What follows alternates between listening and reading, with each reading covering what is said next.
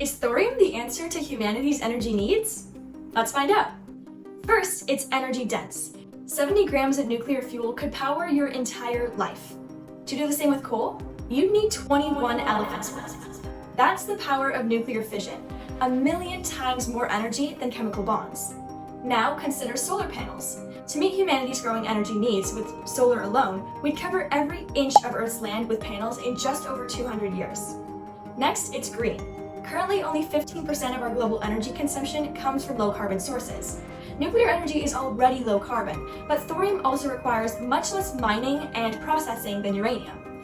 And while the radioactive waste produced by uranium lasts tens of thousands of years, thorium produces much less waste that becomes benign in only 300 years.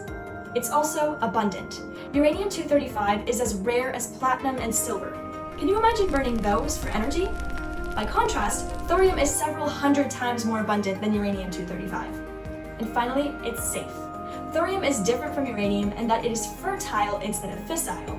Unlike uranium, thorium can't sustain a chain reaction by itself, eliminating the risk of meltdowns like Fukushima.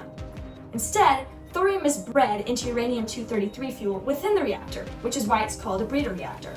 It does this by having two different layers. In the outer layer, thorium-232 is irradiated with neutrons from the inner core and creates fuel in the form of uranium-233, which creates heat and releases additional neutrons to irradiate the blanket.